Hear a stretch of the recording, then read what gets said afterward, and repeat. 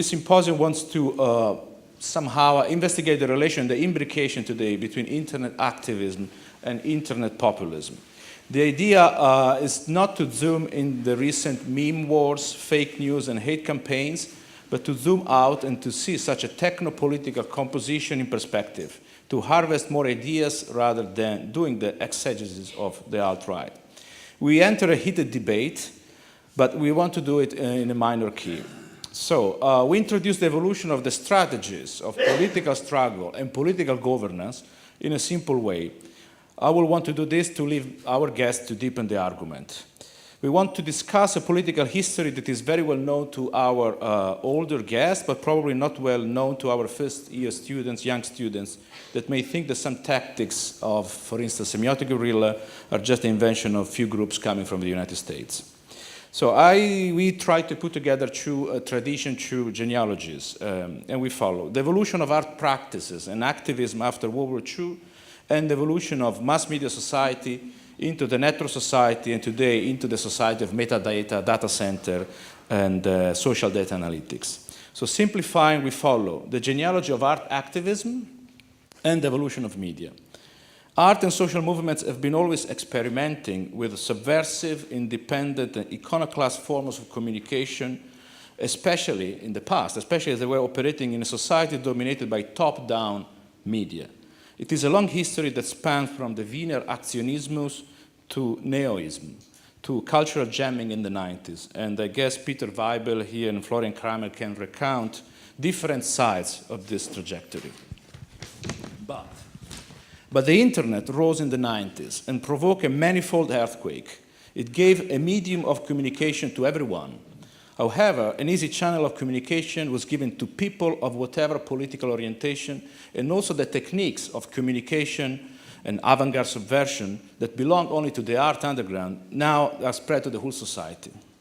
Moreover, the internet transformed each person not just in a transmitter, in a new and independent antenna, but also into a data point, a source of data for a novel cybernetic governance by media companies and state apparatus. Vesselin Popov from Cambridge University, he's here with us tonight, will illuminate specifically this dimension. And this is also a dimension that is explored by some of our students here. They're reading texts like the cybernetic hypothesis, for instance. So today, social data analytics is a crucial tool in the organization of election campaigns all over the world, from the United States to Germany. What we just witnessed in the recent US election is something strange, however.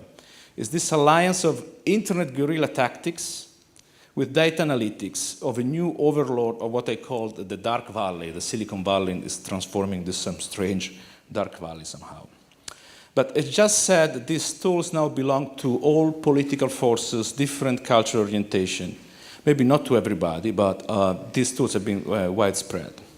So it's in this such expanded cultural landscape, in this augmented political technosphere, that I guess we start this conversation, and we want to discuss with our students. And I would like now to introduce Vesselin Popov, that is the first speaker and for tonight, before we have the podium discussion. And Vesselin Popov is the Business Development Director for the University of Cambridge Psychometric Center. That is a multidisciplinary research institute specializing in online behavior and psychological assessment. Ves is responsible for the center commercial partnership and oversees a range of projects to increase the understanding and the use of big data psychology in business and the community. Ves also coordinates Apply Magic Sauce, a battery of predictive algorithms based on over 6 million users' psychological and social media data. Apply Magic Sauce API translates digital footprints of human behavior into accurate psychodemographic profiles. The tool has a tremendous impact on public awareness and engagement with big data and predictive technologies. It supports academics and business around the world in tackling a range of challenges related to personalization, and provide up to 150,000 users per day with feedback on private attributes. Ves has prepared a presentation for tonight, And I would like to, please welcome with me Vesselin Popov. Thank you very much. And, thank you. The title of your presentation is very interesting. Sorry, this one. Okay. Thank you, Vesselin. Thank you for the introduction. Thank you very much for the invitation to come and speak to you. I'm very, very pleased to be here. And I think it shows that every dark forest has a silver lining, that some of the things I'm going to talk about can result in us kind of all coming together and having a debate today. So I'm going to talk about what I like to call the data-driven double-edged sword.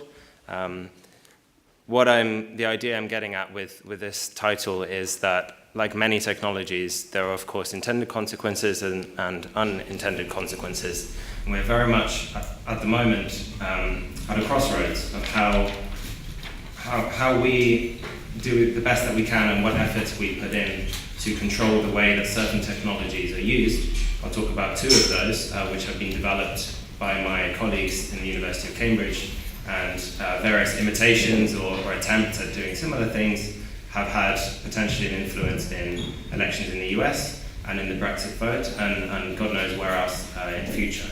So that's what I'm going to talk about and see whether together we can navigate the ethics of some of this technology. Matteo already very kindly introduced the work of the Psychometric Centre. I'll just add that we're an academic institution. We're based in the University of Cambridge. We've been doing research into psychological assessment, behavioral assessment for several decades now. And with us, really, this research about how to best measure personality, how to best measure intelligence or performance, has moved into the online environment in the last kind of 10 years or so. So all of the techniques that have traditionally been used by psychologists and statisticians to determine what are latent traits of an individual, such as personality, or also in clinical diagnosis, we are, I would say, at the forefront of bringing some of those techniques to digital environments, such as social media platforms and other digital footprints where we all interact. And the interesting thing about this is that, as a psychologist, you might say that most of the questions that you would like the answer to have already been answered in some form on the internet. So traditionally, if you wanted to know if someone were an extrovert, you might bring them into the lab and ask them questions like, do you like meeting new people? Do you talk to a lot of different people at parties? And these kinds of questions are still in use today. But another way to get at that information is to ask an individual to share with you a retrospective record of their behavior. So suddenly now we're not asking those questions anymore, we're asking people to share their Facebook event history with us. So we can see how many events they actually went to or how many friends they have actually made on Facebook for the last 10 years.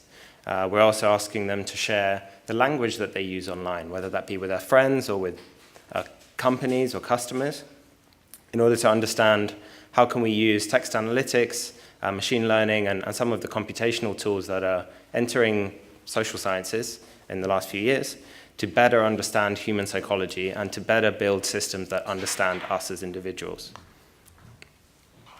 We have a word in English, I'm not sure if there's a German equivalent, but the word is media shitstorm. And this is what I've been faced with, unfortunately, as a result, for pretty much over the last year, as a result of a company in the US called SEO Elections learning about our research, demonstrating that it's possible to predict psychological traits from digital footprints of behavior, and through one method or another, trying to employ this for political purposes. So it's very important to emphasize the University of Cambridge and our lab are a completely apolitical institution. We have never done any political work for any political parties or quasi-political initiatives. However, we would be at risk if we just kind of take the marketing hype that happened after Trump's win in the US, and if we were to say, oh, that doesn't work, that can't be real, it can't be that people know my personality online. So part of the reason I'm here today is to explain to you, actually, it is possible to do some of these things, and whether or not Cambridge Analytica or any other company actually did them, and whether or not they had any impact on the US election, we must be aware of this technology and its potential for good, as well as for its potential for misuse. These are a couple of clippings. This is part of the reason, I'm sure, why I was invited to speak to you today. The most read German language article of last year was an interview with my colleague Michał Kosinski, who worked with us in the Psychometric Center. He now works in Stanford. We continue to collaborate, telling the story of how his methods were learned about by companies, and how we were shocked to then find those same companies using what sounded a lot like our data and our technique and our model, which is all completely published for political purposes. Because Alexander Nix was not able to join us today, which I'm very disappointed to learn, I thought I'd better start with a statement from them, just in case their voice is not heard in the room. So they say they do not use data from Facebook. This contradicts a Guardian article. They say they have had no dealings with Michał Kosinski. They say they do not subcontract research, and they say psychographics was hardly used at all in the election. And I think this is, the story has changed over the year. So as soon as Trump won, the first message was, we had this amazing technology that has 5,000 data points in every person in the US, and we do psychological tailoring. And now the narrative is switching more to, we didn't really use that technology. It was hardly used at all. So we'll have to see where this goes. And it's very important that we also keep an eye on what's happening with regard to them strengthening links with the White House administration. Another important disclaimer to remember in all of this, because there is a lot in the news. Currently, there is no proof, no evidence, no scientific validation that the use of psychographics or big data techniques had any impact on the US election or on the Brexit vote. That is still true today, and we wait to hear more from various investigations that are being conducted by electoral commissions and other watchdogs around the world. But as I said, don't think that psychological prediction isn't possible or that micro-targeting couldn't be persuasive for certain groups of people, for example, for vulnerable groups of people. So we faced this challenge before. We faced technology that could be beneficial to human progress or that could be very dangerous to human progress. Some people are calling it an AI propaganda machine in the media. Whether you agree or not with that, we can discuss that later. But I would say that personalizing communications and making information more relevant and less spammy, if you like, to individuals is actually a very good thing, and it's something that we can do now with certain technologies. There's a fine line, you might say, in marketing between selective information sharing and manipulation, and where that line lies is something that is fairly fluid in today's environment. So I'll talk a lot about how to design research, which is kind of our interest, to make sure that there is informed consent at the point, not only where the data is shared, but where that data is subsequently combined with other information and built into some kind of algorithm. I won't go through all of these, as I'll only speak through a couple of them. But what I'm trying to say here is that we are very much at a crossroads with certain technologies, and we ought to openly debate how to use these or how not to use these, and specifically how to regulate them in the context of our democratic processes. In psychometrics, we've faced revolutions several times as well. So just to give you some examples of how intended and unintended consequences can arise, one of the first documented uses of psychometrics is in the 3rd century BC in China, where a test was developed to choose who could enter the emperor's court. So it was one of the early examples, you might say, of a meritocracy, which now we're used to having in academic systems and for the most part, commercial systems and commercial recruitment. But what you can do with psychometrics when used properly is actually create a meritocratic environment where one didn't exist before by allowing for certain people from different backgrounds to still have the same opportunities as everyone else. Another example, in the early 20th century, mental tests and Binet with the early stages of development of clinical diagnosis. With 21st century, we had social networks, and now we have computerized testing, AI, and predictions. These are all technologies with good and bad sides. So meritocracy can lead to discrimination where the incentive changes. the ability to diagnose and to measure intelligence was taken up enthusiastically by scientists on both sides of the ethical line, leading to some very dangerous practices. Social networks have brought us together, but it's also made it more easy for people to spy on us and find out what we're doing. So the balance of communication and Big Brother is something we face today, and prediction versus the kind of black box of AI or the black box of big data analytics, where we don't really know how a decision has been made about us. It's another example of this. So today we face these two innovations, digital footprint prediction and psychological targeting. There are many intended consequences. Part of our mission is to advance the cause of fairness and equality in society, and we believe these technologies can be used to do that. If they are misused, there is, I think, a real risk for our democratic process and for limiting the consent that people have in the way that they're communicated with. So this is what we face today, and ultimately it's up to us to control the use of these technologies and to decide upon where they will be most beneficial. So that you kind of understand the science around this, I'll talk first about digital footprint prediction. This started for us in 2007 with my colleague David Stilwell creating the My Personality Facebook application. What this was it was in the early days of Facebook, so it was an app that let you take psychometric tests, like personality tests, and receive very detailed, very informative and valuable feedback on your own profile. After giving people that feedback, we asked them to opt in to share the test results with us and also social media data with us. So there was no crawling of their profiles, there was no buying of data from anyone else. This was completely open and opt-in only. It was very popular and it's still quite a disruptive thing to put some of these tests that companies pay a lot of money to buy online for free for anyone to take, for any students to use in their research. So it was very popular, and this resulted in over 6 million people opting in to share their data with us. So that's the My Personality data set, which drives a lot of our research in this area. It's completely unique. I think it would be very difficult to recreate for various reasons. People have tried and failed in the past. So what did we do with this data? Did we hide in a dark room and build some AI to profile people? No, we actually open sourced it with the academic community, which has resulted in over 40 peer-reviewed journal articles in the last 5 years.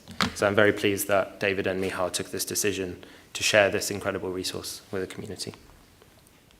And I would add that in that time, we've never had any examples of misuse or breaching of the terms and conditions. So these are some of the things we can predict from your Facebook profile or other digital footprints. So Big Five personality, this is the ocean model you might be hearing about at the moment. Intelligence, life satisfaction, whether parents were together when you were 21. So people whose parents were together like different things to those that their parents were separated. Sexual orientation, gender, ethnicity, and lots of other very, very sensitive, very private personal attributes. We published these findings in 2013 in March, and this was followed 2 years later by a paper showing that the models that we had developed using Facebook likes, so the pages that you like on Facebook, are more accurate, they can be more accurate than human judgments of personality. And the reason we were able to compare this is because people shared their test result with their friends, with their family, with their colleagues, with their loved ones, their husbands and wives, and we got a database of cross ratings, so we could compare the computer to the human judge. When you do that, this is what you see. So with 10 Facebook likes for an individual, the computer model is more accurate than 360-degree feedback, which is a popular HR tool. That doesn't mean that 360-degree feedback is useless, and I would say that any kind of self-reflection, whether it's telling someone their star sign, is probably useful on some level, but as psychometricians, we would of course say that that shouldn't be used in any high-stakes decision. So with 10 likes, better than colleagues. With about 70 likes, it's better than people's friends at saying what their ground truth personality score on a personality test used in research is. And with 300 likes, it's better than husbands and wives. Now just think about this for a second. This is Facebook likes, so pages that you like, music that you listen to. Imagine how much better this model might be if we also combined all of the language you had used in Facebook, all of the tweets, or your credit card records, or any other of the digital footprints that a government or certain companies might have on you. This is very, very scary, and this is why this technology is out in the open, and why we feel a responsibility as a university to have a debate about this as openly as possible. Because for the most part, this kind of prediction is happening in companies in a way where it isn't open to democratic scrutiny. Here's an example with text. So people who are more extroverted, as you might expect, talk about parties and tonight and love and weekend more in their status updates than those who are introverted. So with a sample of language, you can also start to do the kind of psychological assessment that has been done for decades. And the other thing is that this happens instantly. So you don't need to wait 5 days to score a test, or even a couple of hours. It can happen within a second. You can try this for yourselves if you're curious to see what your digital footprint might say about you to others. So there's a demo on applyMagicSource.com which allows you to try this and see how you might be perceived. And you can also compare your Facebook and Twitter profile on there to see what is it about your behavior that is pulling the algorithm in one way or another. This is an example of my prediction. So it thinks that I'm slightly more liberal and artistic and kind of laid back and relaxed, although I have played around with it quite a lot. So probably didn't resemble me as well as it did when I first tried it. So this is my first conclusion. Digital footprint prediction is real. It does work. We've been doing it for nearly 10 years. And there are very positive benefits both for academic research and for personalization in business. The second innovation, psychological targeting. How do you target people online? You find what they like and show content using the existing ad platforms such as Facebook advertising. So if you want to reach people who have high IQ, then we know people with higher IQ are more likely to like these pages on Facebook. At least they were more likely in 2013. This may have changed now. So some of these are obvious, Mozart Science, Daily Show, but people of higher IQ on a Ravens matrices test also like Morgan Freeman's voice and walking on crunchy leaves and lots of other completely strange things that a marketing company might not know about. But actually, if you target those people, then you reach people of that profile using the existing infrastructure. That's important to remember. Here's a list of things that none of us in this room will have ever heard of. So, Harley Davidson, we offered them, the media offered them a chance to comment and so on. This doesn't mean that if you like one of these brands, you're stupid, right? It doesn't mean that. But it does mean that the computer model looking at millions of people's digital footprints can pick up on certain small correlations, certain very, very subtle signals that we as humans depending on your view, either we don't pick up on them or we do pick up on them in some kind of subconscious way, but it's not necessarily something we could implement. Just another quick example, so highly agreeable, team-working, cooperative people like this kind of stuff, whereas low agreeable people basically hate everyone and they hate you, but they're quite well-read and quite well-dressed. So these are kind of aggressive, competitive, business people. So targeting works, right? Targeting is not so difficult to do if you have the right information. And we've also, we were curious to see how big a difference it makes when you actually speak to people in the way that corresponds with their profile. So this is a study I ran, I think it was a year and a half ago. I don't know anything about selling makeup, but it isn't so hard to come up with an advert tailored to an extrovert and an advert tailored to an introvert. It's pretty straightforward. You don't need to be an expert to do it. And then you can show each of these adverts to people who like the relevant keyword list. What happens when you do that? The personality optimized ads are twice as profitable as those that don't. So I'm not saying that techniques like this have had any impact on political arena, which is very, very different. But there is evidence from our own research that it can impact things, for example, in online marketing. So I just want to show you these examples so that you can try and understand how it might work in practice if someone were trying to do it. Here's another example. So you can also change the language and the images to suit, in this case, highly extroverted people. So extroverted people are more likely to be interested in kind of group activities and extreme sports and this kind of thing. Those are those agreeable people who like, all the charities and they donate a lot of money to charity. This is more kind of tailored to their profile. Again, not very difficult to do using existing images of the database.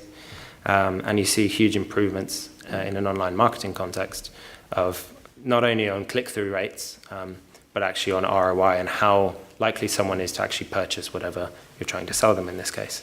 So very importantly, in these cases, people knew and had opted in to receive personalized communications from the brand, which was Hilton in this case. So there was a Facebook Connect button that says, log in to share your Facebook likes with Apply Magic Source and receive a personality prediction and get some kind of new, personalized experience. So rather than telling people their ocean score, we designed some traveler types. So, the kind of person who does an itinerary is different from the one that just turns up at the new place. Campaign results, it seems to work in practice. People enjoy it. They share the content more, even when there's no financial or competition incentive to share it. And there's also research from my colleagues using credit card data showing that when people spend money on things that correspond with their personality, their happiness increases from a baseline. So if you can spend money in a way, your discretionary income in a way that matches your values and your personality, actually you can kind of make people happier by allowing them to do that, provided they know that it's happening. And that's a very important caveat. So psychological targeting does work. This is our second innovation. It is real, and people are trying to do it in one way or another, and I think it's a good thing when it's done properly. I'll just end with a couple of stats. So we did a big study to ask people how they actually want things like big data and predictive technology to be used. A lot of people took part. I picked out a couple here that are maybe more relevant. So 55% thought the government should use big data when designing new policies. Only 28% trusted the government not to sell their private financial data. This was also true for electoral roll data and demographic data without the consent. So think about, the data broker industry is huge, especially in the US, and people don't really trust the government not to engage with that, even if they actually don't in practice. People prefer to see personalized advertising rather than spam. And most people don't really trust companies to handle their personal data, even though I would say most of the companies I speak to spend a lot of time and effort and money making sure they don't break the law, because there are serious consequences, not just for trust, but also financial repercussions. So maybe business could do more to celebrate the good practices and good ethical practices. From this study, these are the principles that emerged that we try to implement in every commercial and academic collaboration that we do. So nobody should have predictions made about them without their consent. The results of predictions should be shared with individuals in a clear and understandable format. So it shouldn't say you are slightly higher on dimension alpha than someone else, so we're denying your mortgage. It should explain what it is about the prediction that is leading to the decision, and this is why we use psychology with computer science together to explain the model. There should be some kind of benefit, because if you're collecting data from users and giving nothing back, then what's the point from the individual? And I think businesses understand this as well. I guess they would call it a value exchange, which is just a marketing word, I think. And finally, it should be clear why the data requested is relevant to the prediction being made. So there should be some kind of face validity. Why am I giving you my Facebook likes when you're a car insurance company? Where's the connection? So this is also part of what we try to do, is explain that connection between data and outcome so that people aren't surprised when a prediction is made about them. They should never be surprised. That's kind of the litmus test. So that's it, really. These technologies exist. We've developed them. We've used them. We would like people to use them more, and actually for individuals to wield this kind of sword, if you think about it that way. We want customers to be able to ask more complex questions of marketeers. I want to be able to go on Netflix and say, show me something that someone of my personality wants to watch right now. And Netflix doesn't need to know who I am in order to be better than all of its customers giving me a prediction, giving me a recommendation. So that's where we would like things to move, and Apply Magic Source is part of that initiative, but there are many, many other initiatives trying to do that as well. That's all. Thank you very much, and open to questions and discussion with everyone.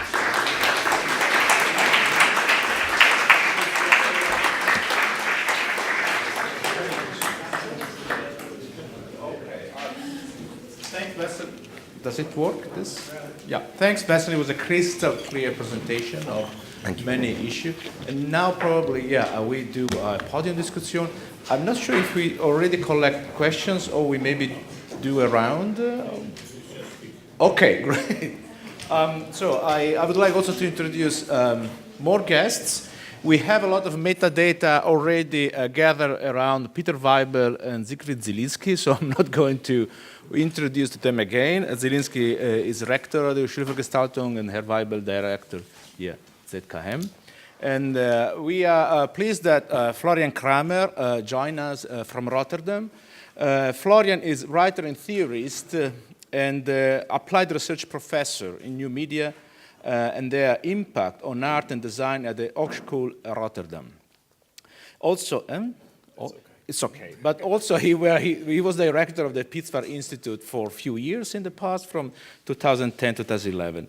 And Florian lives in Rotterdam and has been, I would say, active in many cultural art projects since the 90s that are in between, I would say, digital activism and art activism. But maybe Florian will tell you more. Also, I would like to introduce Daniel Yergin. Daniel, I lost your biography. That's fine. You can improvise. But you sent it to me. But Daniel, it's... Daniel, where are you? Okay, here we are, sorry. Daniel.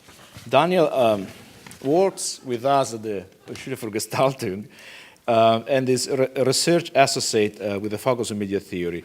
Is finishing his PhD on diagrammatics, a topic that I found very, very interesting, and is also is assistant directorate at the Schule für Gestaltung, correct? I'm not assistant director, I'm the assistant of the director. Okay, assistant to director. Way to go. Thanks. It's more or less the same. Thanks.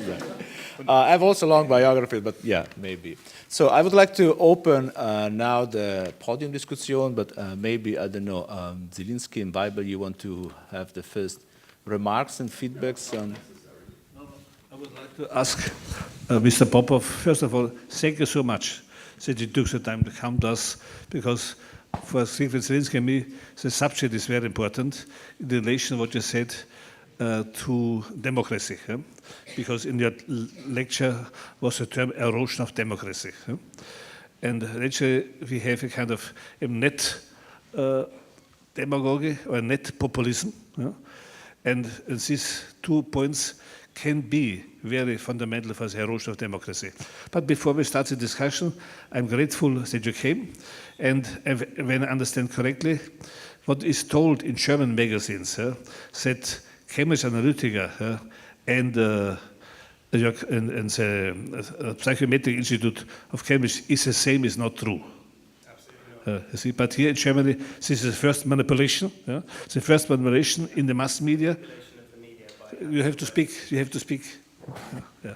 So please speak a little bit about this. You're right. It's an example of manipulating the media by putting the word Cambridge in the company name, even though they have no relation to Cambridge. And actually, the media, including the New York Times, fell for it because they started referring to Cambridge Analytica as Cambridge. Sometimes it's just one letter. The Yeah. difference Can I is make one a small footnote to it? Cambridge Analytica, this company, is owned by Robert Mercer, who is also behind Breitbart News, and Steve Bannon, who's probably known for you, is on the board of Cambridge Analytica. So Cambridge Analytica belongs basically to the same group of companies as Breitbart News. Yeah. Thank you. But did they use, you said they did not even use methods similar to Psychometric Institute. So even this is wrong. They said, they told us in the German media that Cambridge Analytica used the methods, psychometric methods of Krasinski. It is not true. Well, use the methods could mean anything. The methods are published in PNAS for the last 4 years, so anyone can kind of use the methods. So that's kind of one debate, whether they actually used it. I mean, I showed you that quote saying they hardly used it at all, so which is the real story, I don't know. Okay, so that's clear. There was no collaboration, is what I'm saying. And it's very important to know, as you said, for Cambridge Analytica is a commercial company. And you are a universitarian research institute, so there's a big difference there. Yep. But it was all mixed up. Also in England or only in Europe? This mix up. Did it happen? So Cambridge Analytica is based in London. They are owned by a No, company. it means a mix, as a melange. Was it also propaganda? Was it only in Europe, in Germany and France, or was it also the same case in Britain?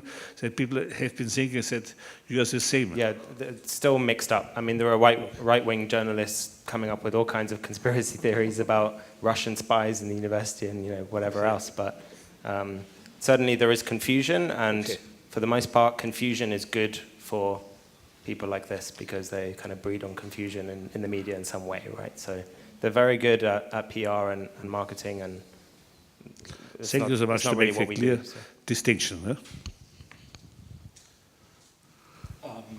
One of the things maybe to remember this, Breitbart is also this blog that is into somehow a business of news manipulation. So it's interesting how in this political sphere, the connection between social data analytics or wannabe, so to speak, almost institutional social data analytics and new political tools of moving in muddy water that are almost identical in some actors in the United States. I don't know if... I have another question to him. Please, could you explain us technically what is the difference between micro-targeting and psychometric method? Micro-targeting is the idea around micro-targeting as it's currently being used is the idea you can give an individual a unique message to them. So it's not really any different to regular data-driven marketing where you put people into buckets. You say these people have a car, these people don't have a car, these people are young, these people are old, and you give them different marketing. Micro-targeting is exactly the same idea, but trying to do it at an individual or much, much smaller level. So psychometric methods are about understanding psychology, understanding behavior. And of course, if you know the personality of the person you're speaking to, when you try to target them, you might be able to do things you wouldn't otherwise know. If you just knew they were 26 and male, it's not as informative as knowing they're 26 and male and extroverted and vulnerable to certain things and so on. So. Could I say that there's a certain ground which is, that the fundament is correlation of data in both methods?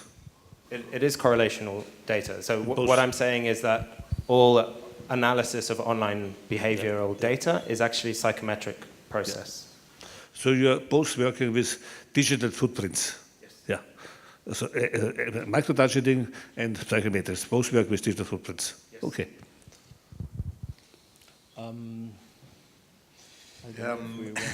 I'm very curious, of course, to listen also to Florian Kramer, but perhaps if it's possible just to bring in 2 or 3 a little bit broader questions which also resulted out of your presentation. One, and perhaps right at the beginning a kind of a thought provocation. At the beginning of the 2 sides of the sword, you had in the white field, in the positive field, twice communication. On the left side, communication did not appear. There is a question for me behind that. Does necessarily communication have to be positive? The second question is perhaps more or the second issue is more historical. Your argument, I don't want to criticize this, don't misunderstand me, but your argument is a little bit familiar to me from the discussion of the end of the 19th century, when a lot of bio-psycho argumentations came into the discussion of criminology, for example. Before that, criminology was very strongly defined socially, ideologically and socially. These people comes from the lower class and so on, the murder, and of course his son or his daughter also has to become a murderer because, and so on.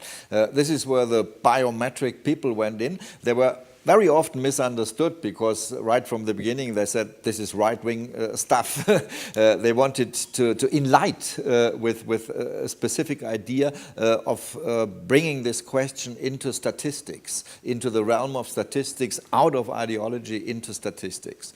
There are several very interesting examples. And the third theme is very strongly connected with that. Again, a little bit, if you excuse, a little bit historical. You used several times the term propaganda machine. This is, of course, very, very familiar to people, especially who are familiar with the German history. The whole Nazi system was called a propaganda machine. But this was a metaphor, mainly at that time when it was invented.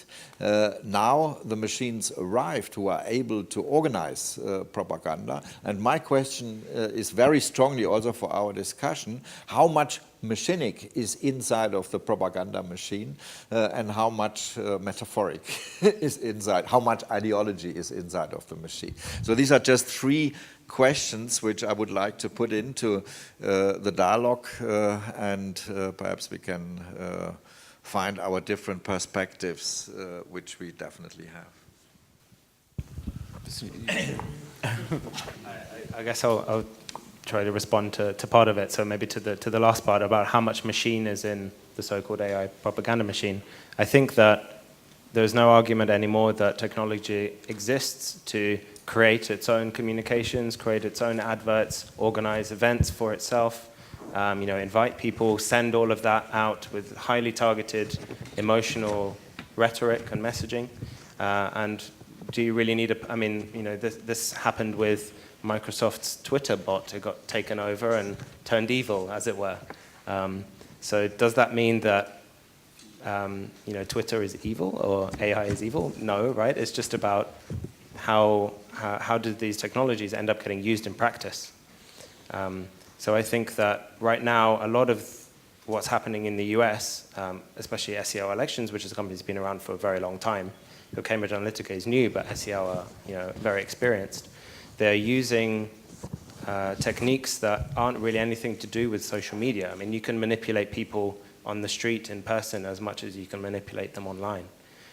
So I guess that's the kind of debate that I want us to have, is about, is there really anything new happening now, or is it just that they have another tool in the toolbox of many different.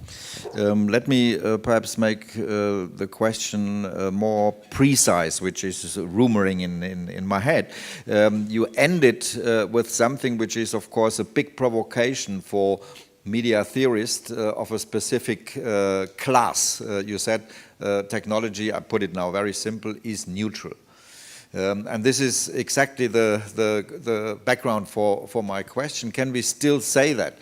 When you describe the machines and the programs going with the machines in the way you do it, can you still say that it's all a question how we use it, or are we not already beyond this kind of sovereignty and this kind of possibility of a free act? I mean, I'm not sure. I do believe that technology is neutral, but that is the case. But I would argue that some of what we're talking about is already happening, and it's a dangerous position to take to say we should regulate this, or we should try to ban this, or we should not do this, because it actually has lots of very positive applications. So we're not talking about chemical or something that people would wish had never been invented.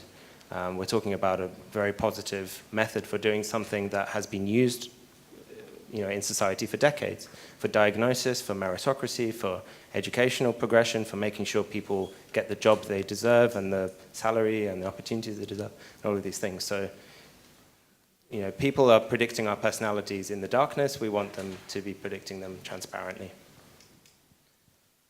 May I have a question to that? Because in your presentation, you very much stressed, let's say, the intentions with which these technologies can get used. But the question would also be, and it's actually not a question that I brought up, but Kate Crawford from Microsoft Research, you're probably familiar with her. Can we also use these technologies with very good intentions and end up with something terrible. And the example that Crawford gives is predictive policing in the US, where you use similar technologies, for example, to identify crime hotspots. And then you can say, okay, when we actually know which areas of the city are crime hotspots, then we can, for example, have stronger policing of these areas. Now, what happened in the US is that these areas tend to be minority areas, and you get a side effect, namely that, let's say, every sort of petty crime gets policed. So the arrest rate skyrockets, and that means if you're a black person living in a crime hotspot area, your likelihood to get arrested for the same petty crime that somebody would commit in a richer neighborhood is much higher. Is let's say 500% higher. Used with the best intentions, but with highly problematic results. And this is what we encounter all the time. Isn't that transcending, let's say, the question of good or bad intentions?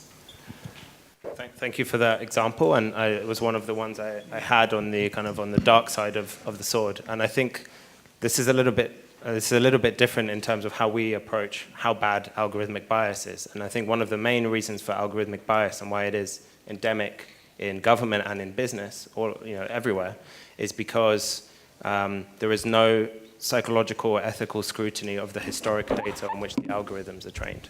So the so-called data scientist, which is the most fashionable profession in the world at the moment, mostly those are people who have not had ethical training of the kind that maybe psychologists would necessarily have.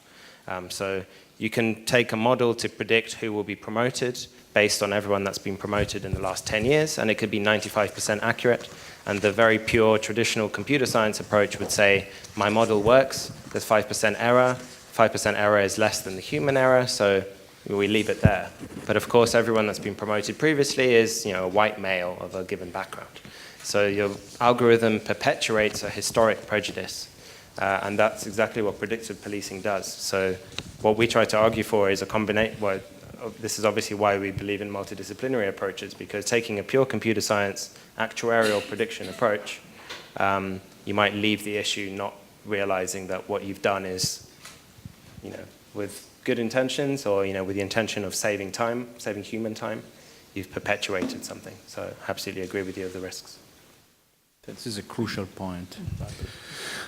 Before we come to some conclusions concerning the main question, how democracy is menaced by the social media, I would like to clear the common ground that we understand precisely after your lecture what we're speaking about. You mentioned 3 keywords I liked very much. You spoke about artificial intelligence, propaganda machines, AI machines. You spoke about computerized political manipulation, and you spoke about botnets for botnets, and to explain it for our audience and to investigate together the meaning of this concept you just presented.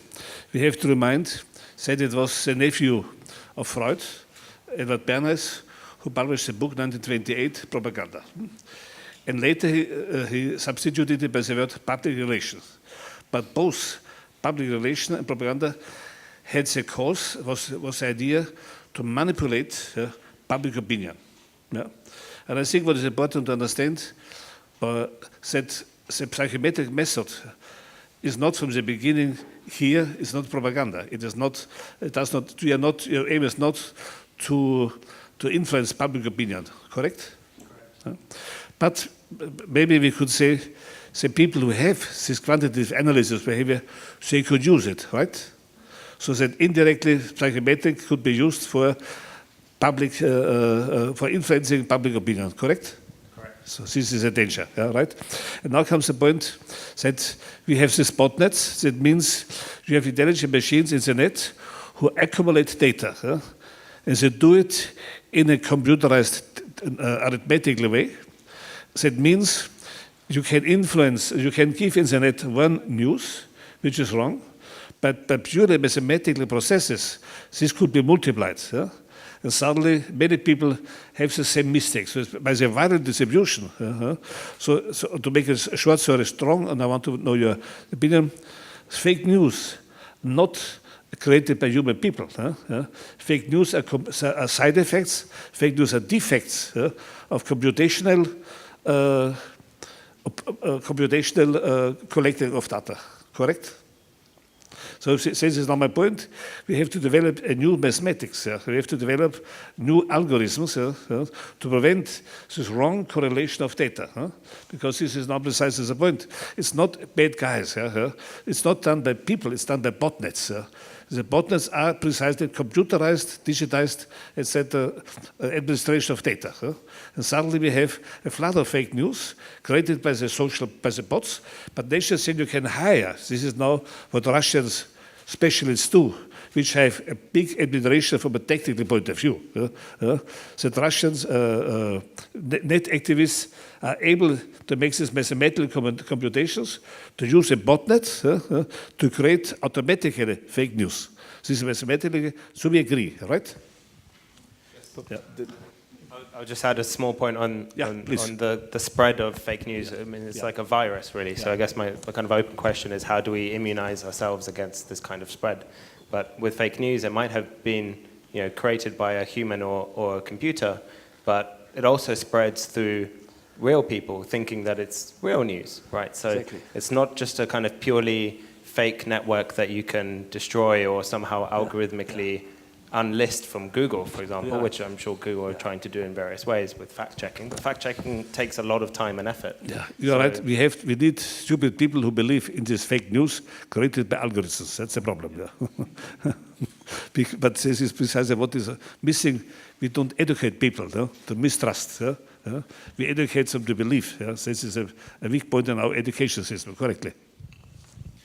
Yeah, Burroughs said that language is a virus. As you know, he meant something else with that, I guess. Probably, yeah. Sorry to interrupt you, but I think if you look at Burroughs and his text, "The Electronic Revolution" from 1970, and this was written under the impression. The second chapter was written under the impression of the Watergate scandal a little bit later. Then it's all about that, actually. The idea that language is a virus is exactly based on this idea that you can have something like a mimetic spread of information. And excuse me if I talk. Is it okay if I talk? Because I interrupted please, you. Yeah. And he has a beautiful example in this book. He lived in London, and he was in one of the first coffee bars that were established in the 1960s, and they served him moldy cheesecake. And then he ran a psychological operation against this coffee bar by just standing on the other side of the street with a camera and a tape recorder and doing nothing else but pretending to take pictures and sound recordings. And whenever the proprietor of the coffee bar approached him, he said, well, this is a free country and I can stand here with my camera and you cannot do anything about it. And he claims that through this psychoterror, he brought down the coffee bar and that after 3 months it's shut down.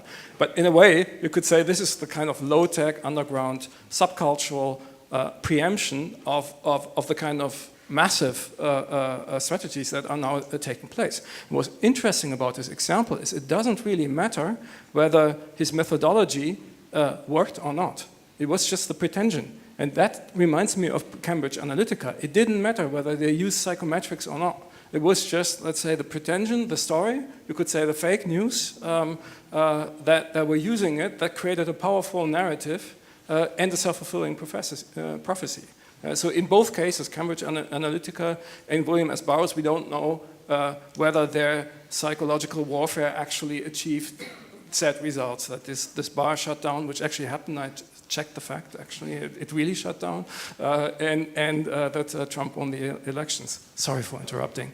No, thanks for bridging this very, very loose comment of mine. That's great, thanks.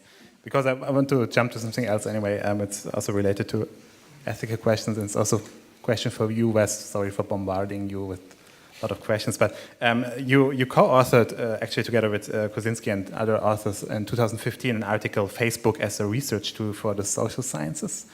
There you say that in this year, in 2015, the American Psychological Association's website lists only 3 documents relating to or containing guidelines to the questions of research using internet resources.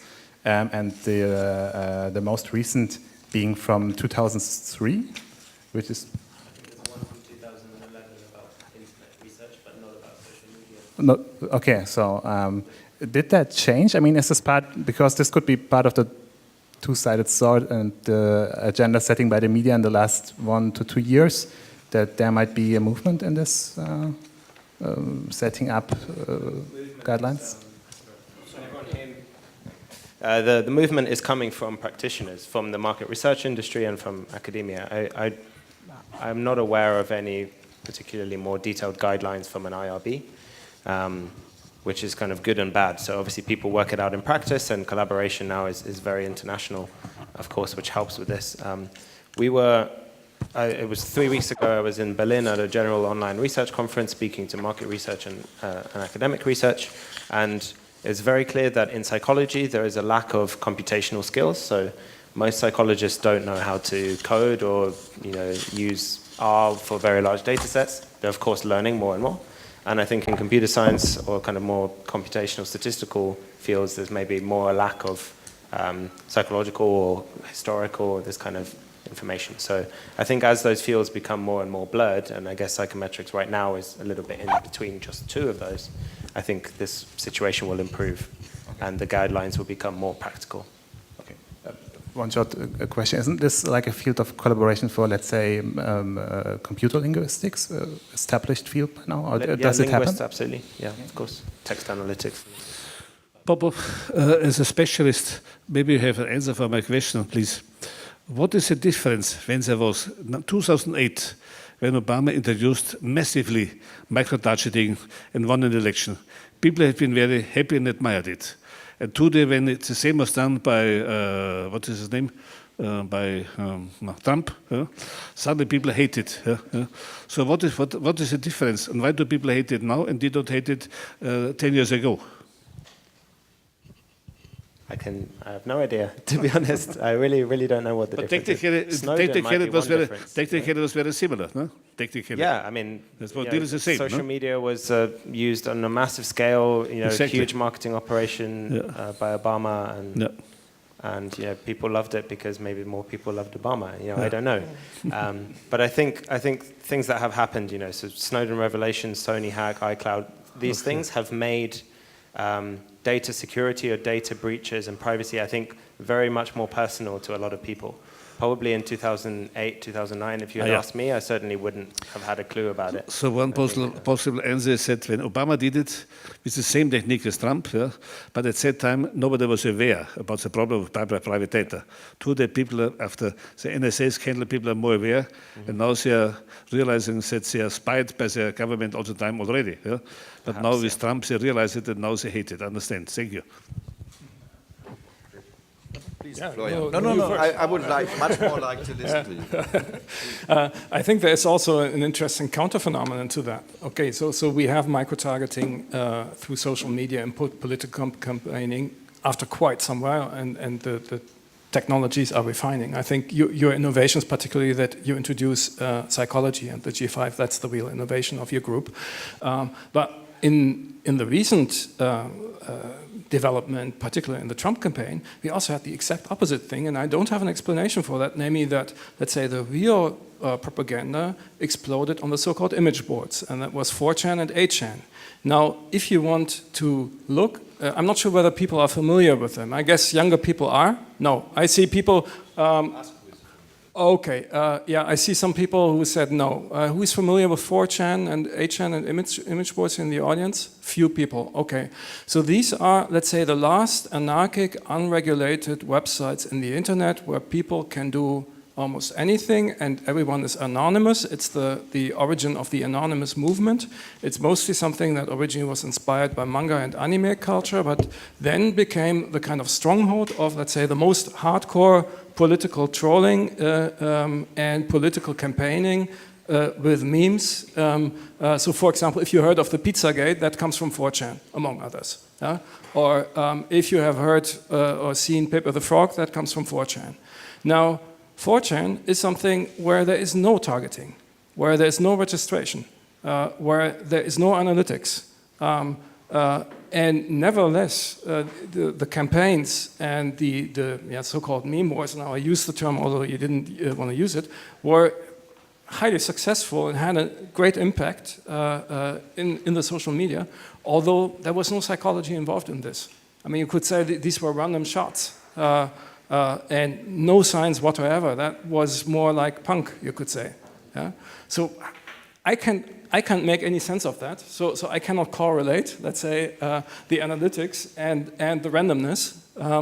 And I wonder whether anyone else can on this panel. Matteo, maybe you can. No, as a moderator, I cannot, but I can propose a synthesis, because what Weibel had this kind of nightmarish vision about the fact that this social data analytics could be used by some evil minds, maybe has been used, like Breitbart people, and then used to produce fake news, meme that rechanneled through these anonymous channels of the internet, and they produce, an unexpected feedback looping. What is the ecology, of ideas, of news, of even aesthetic forms today? But, yeah, automated. So it's interesting, this relation between social data analytics, production of news that are also, of course, fake news, and how this can be through even, bots, artificial intelligence bots, distributed in a completely random, uncontrollable way through the channel of the internet, the ecosystem of the internet today. Yeah, but I mean, perhaps sometimes I think too much artistically and not so much philosophically or scientifically, I don't know. But I was irritated right from the beginning when this term fake news was used beyond those people whom I not trust. And these are the conservative politicians. They were the first who started to talk about fake news. What does that mean? Were there true news before? That what they were telling us for decades, was that true news? I mean, what is that? What kind of an idea of truth is behind that? I mistrust this thing extremely, and I would like to, if you like to respond to that, to push our discussion perhaps a little bit more into this political direction. Those who are strongly at the moment arguing against free access, against unconditioned dialogue in the internet and so on, these are mainly the conservative politicians. In Germany it's the Christian CSU, it's the CDU and so on. It's very, very strange. Suddenly they discover the truth and the freedom which is necessary in the name of democracy. And this is a very, very bizarre figure, and we have to critically think about that. Because now, from a perspective of the media theoretical thinker, that implies always a more of control. It implies the opposite of dialogue. It implies dissemination. One of the most celebrated communication historians and philosopher at the moment is John Peter Durham's, who pleas for more dissemination as an alternative to dialogue, to unconditioned. I don't understand that. Why should we go back to the old broadcasting situation? Because then, of course, the state has full control over everything is going on. This can't be the alternative.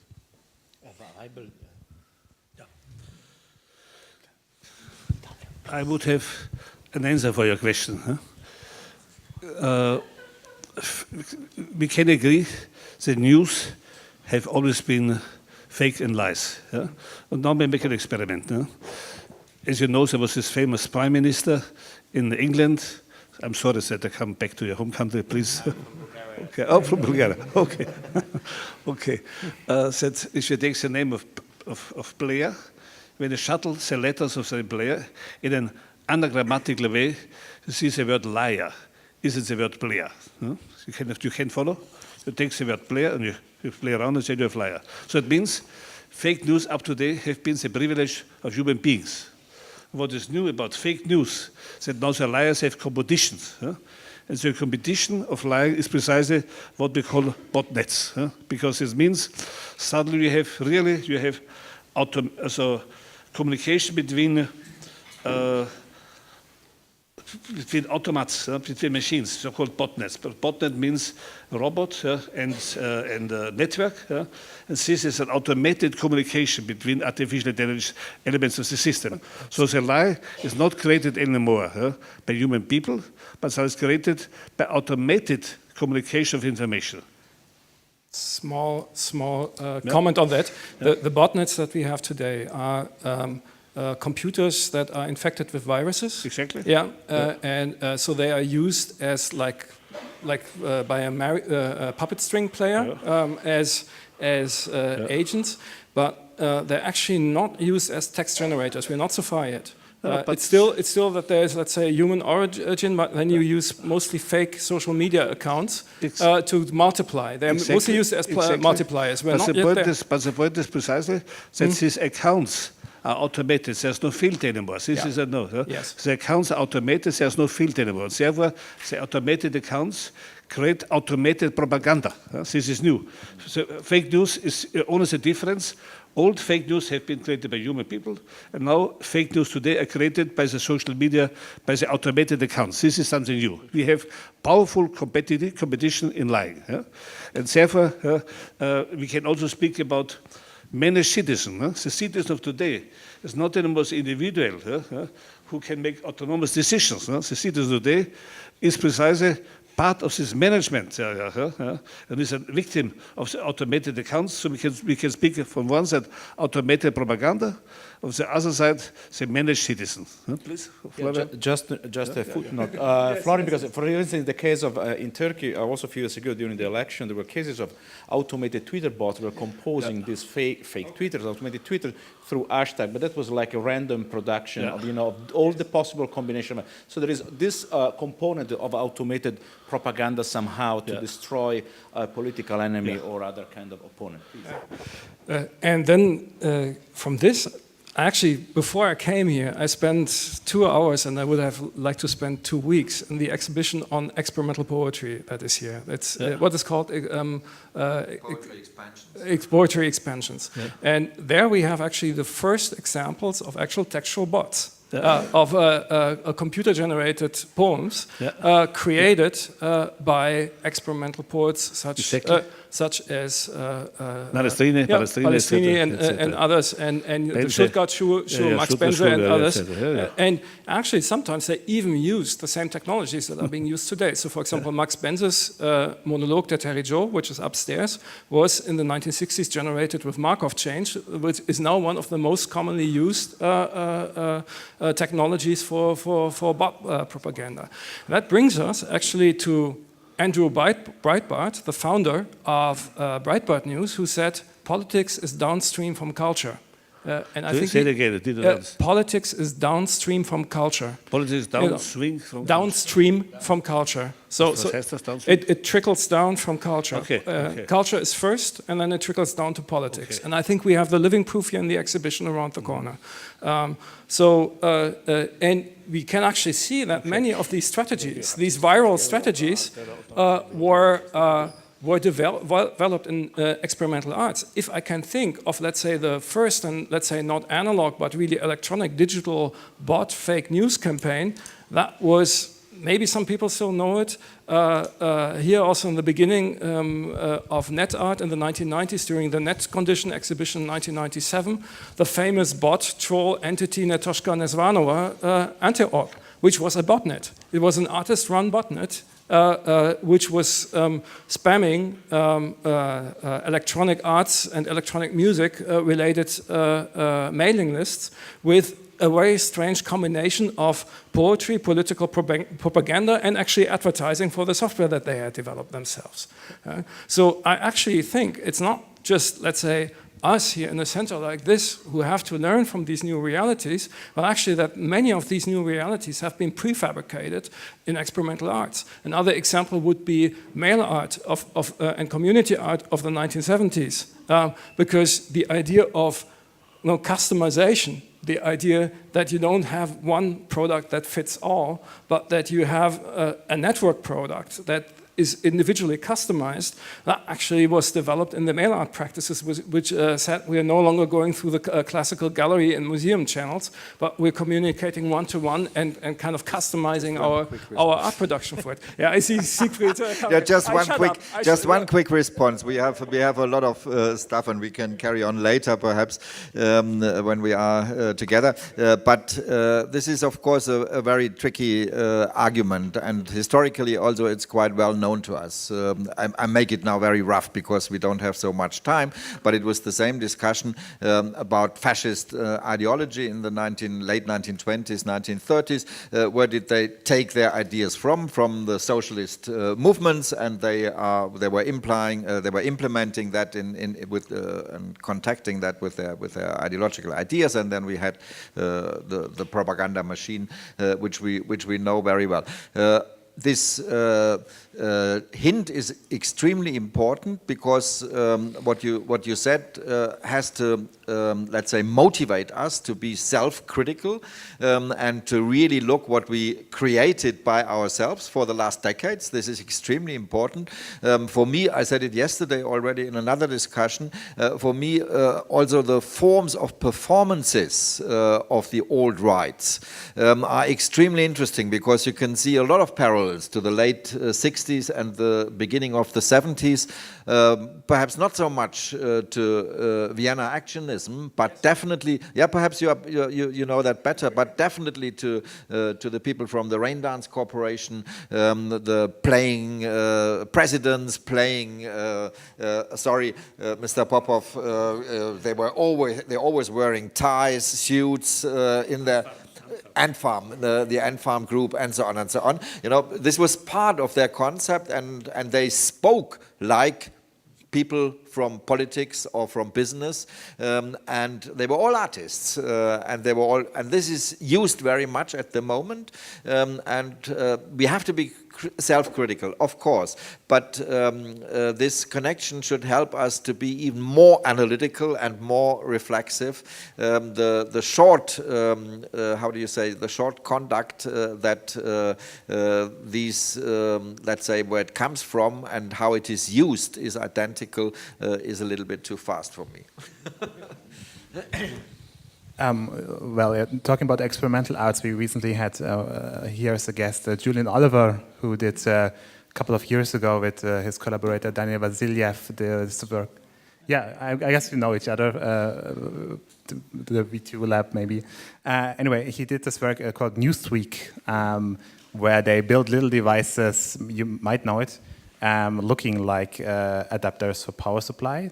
Plugging it into public spaces like cafeterias with Wi-Fi, and due to this little apparatuses, operator was able to hack into the browser or into the Wi-Fi first, and into the browser of the connected computers, and to live change the headlines of the news people were reading currently. So there was like an anticipation of the fake news discourse in a slightly else way, a more direct probably, but maybe a very strongly anticipating and raising awareness kind of artwork. Yeah, I will give the mic to you anyway, because I also have a question. You talked about 4chan and 8chan already, and in your previous presentations you talked a lot about the so-called meme wars. And if these are the fields, or maybe one of the few open fields in the net left, where you actually have the hopes of the utopic net activists from the 90s. So you have the free space for free communication, which is supposed to be the dialogue, but normally it's people communicating, saying their opinions, so it's not very dialogical, more monologue.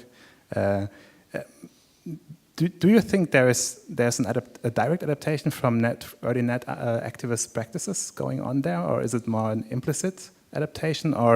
And next thing, is there any survey about that the meme was actually had any influence on the election, as the people stated, or is there any scientific study, quantitative in this sense, to figure out? Good question. Very good. Okay, lots of questions. The last one, actually, on the the impact of meme campaigns on social media. There are a number of quantitative studies in the meantime, and the last one has been made by Joshai Benkler, who is a professor of media and journalism, I think at Columbia University, if I correctly remember it. And they show that at least, let's say, the quantitative impact on the social media is measurable, and you can also see that, for example, Donald Trump himself reused a lot of these memes in his own Twitter tweets. Of course, you cannot tell, how many voters actually were converted by this paper, the frogs. And I'm not sure whether you can, whether your unit would ever be able to make a quantitative research on that. God, you asked several questions. The free spaces and the memes. Well, at least what is really interesting is that these, I said it before, that these image boards where the memes are created are also the place where Anonymous came from. And there has been a long, and in some cases, it's even the same people. So there is a book by a Canadian anthropologist and media researcher Gabriella Coleman on the culture of Anonymous, and she prominently portrays one hacker in there, and his name is Weave, or Andrew Auernheimer, who has emerged, let's say, as the most extreme, openly neo-Nazi hacker in the alt-right campaign of last year, even with a swastika tattoo to his chest, and being involved in two of the, let's say, most extremist alt-right websites. But he was still in that book being portrayed as a member of Anonymous. In Anonymous, I mean, Matteo is here. Full disclosure. I mean, you have been involved in the Luther Blissett project. Yes, and in the 1990s, which was also the idea of creating an anonymous, pseudonymous entity. First in Italy, then elsewhere in Europe, that would mostly create media hoaxes, actually create fake news. Luther Blissett was all about fake news, and you created some of them, I know that, about Umberto Eco, actually. and in Slovenia, 2 years ago, there has been an exhibition on the interrelations of these networks. The Luther Blissett... specialist for Yeah. I mean, I think every one of us is guilty in some way, having played this game themselves. And so, indeed, sometimes you can even trace some overlaps. I could go even farther. You could even go back to the Situationists in the 1960s, where back then the German section of the Situationist was expelled by Guy Debord, known as the one, maybe one of the first thinkers who wrote about media manipulation in the Society of the Spectacle, and he expelled the German section for what he called national situationism. And that actually was prophetic, because one of those members that he expelled was Frank Böckelmann. Frank Böckelmann is maybe known as a sociologist who created the media sociological paper Tumult, which lately has gone to the extreme right, which is one of the main papers of, you could say, the intellectual far right in Germany. So I think it would be really interesting to have a historian to write a history, a complex history of, let's say, political undercurrents, cultural undercurrents. Peter Weibel, wasn't it that actually the infamous action in Vienna where you were arrested as part of the Vienna Actionists was organized by the SDS? Right? It was organized by the Austrian SDS, yeah. And many of these SDS figures now ended up on the far right. Yeah. So in a way, I think you could really seriously say that there is a common narrative.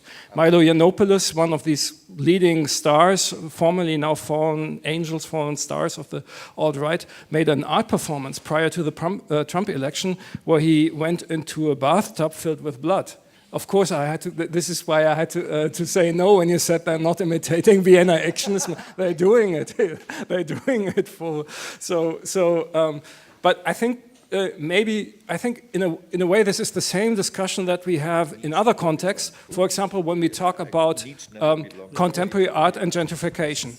Yeah. So gentrification is the same phenomenon. You have artist initiatives, community art initiatives, and then they end up paving the way, I don't know, for shopping malls, right? And maybe that's the tragedy. of contemporary art and experimental art and of the avant-garde that is always ending up doing that, either paving the way for shopping malls or for fascism in on one form or in the other. I even remember that when I was a 16-year-old kid, I heard a lecture by Peter Weibel exactly on that topic in the 1980s, I think. We cannot escape that. Maybe we just have to say this will always happen. If ideas are open, and this is the same thing that happened to you, I don't want to exclude you from this art-specific discourse, because you just voiced it in a different way when you said our ideas are in the open. They are open published knowledge, and we all have an ethos of sharing, of saying that we work for the public and we do not make produce secret arcane knowledge, but that means that others come and can abuse it. This is exactly what happened to you. We called it appropriation, or the situationist called it, what was the situationist term? No, not the tournement, it was, help me. No. There is a situationist term for getting appropriated by your enemy. And I forgot it. It will recuperation. That's recuperation. So we're talking about recuperation. This is what happened to you, and that happened to all of us in many instances. I would like to come back to Mr. Popov, because I like that title very much. To remember, the title was Data-Driven Double-Edged Sword. Also zweischneidiges Schwert, because it's precisely Mr. Zielinski made the title of this evening net activism and net demagogy, because this is precisely the double-edged sword of internet society or data-driven society, because in the beginning we all hoped naively that the net will support and help democracy. So it was a naive expectation. With net, with access and all the slogans, with knowledge distribution, with Educator, we will have an omnicompetent citizen who will be able to make the right decisions, and democracy will improve. Now we have just the opposite, net demagogy. So it's precisely what your title is. Complement as a double-edged sword, this is precisely the situation of the net. As a data-driven society. And then comes my question. You have, as you know, a colleague which is professor at the Oxford Internet Institute, Mr. Philip Howard. Do you know his work a little bit? No. So he's professor at this Oxford Internet Institute, and he wrote a book about social media. Does it free us or lock us in? This is the title. It's the Internet of Things. Does it free us or does it lock us in? And he says in the book that the internet, the social media, destroys democracy. I think, in your opinion, what I said tonight, two things. If you are more neutral, you would say there is a chance that people will destroy democracy with the help of social media, but we can do the opposite. It's up to us. So first question, I think you have a neutral position. And my second question is, I was very glad to see that you also sketched at the end an ethics, which is very important. That's the first time we start to think about an ethics in the digital world, what to do with data and digital footprints. That's my second question. Thank you.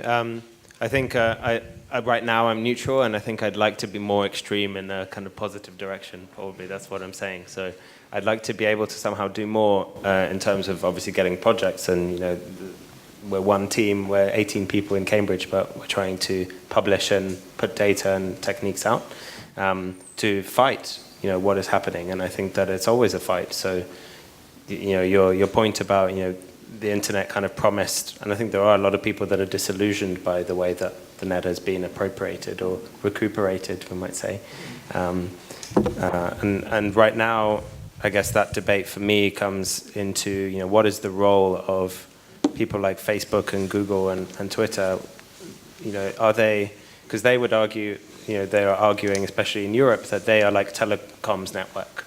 They are just a wire through which information passes, and they have no role to control what information passes or not. Fake, real, they're just a wire. And I think that many people would argue the other way, that they have a kind of duty of care over citizens, over digital citizens.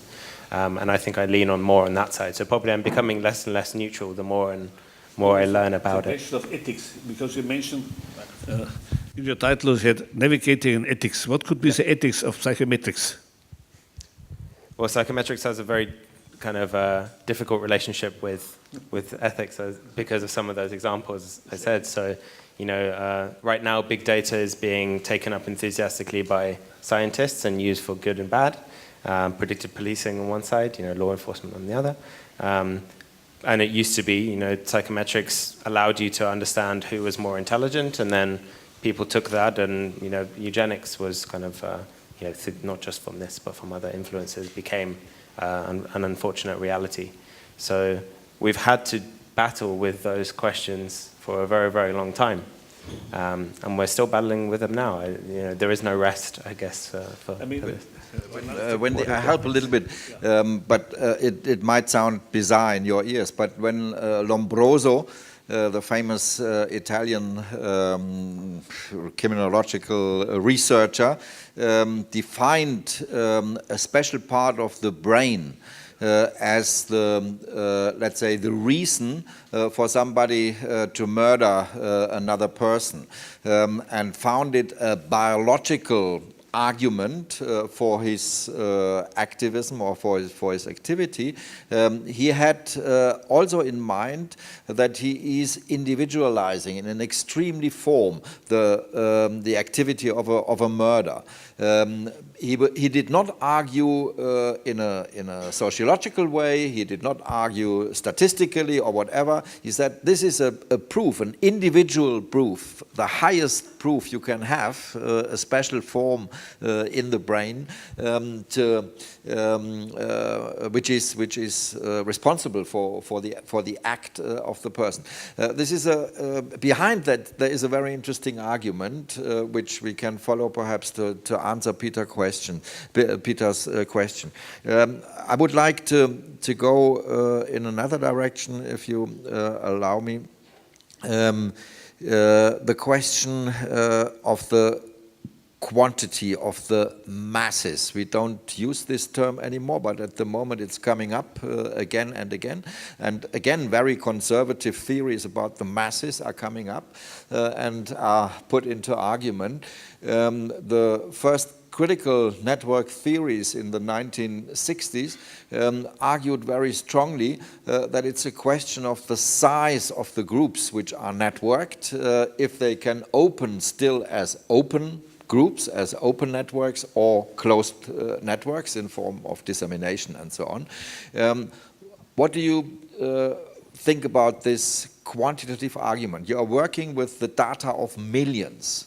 This is a completely different approach than working with participating observation or other methods, which you might also include in small groups in your methodology.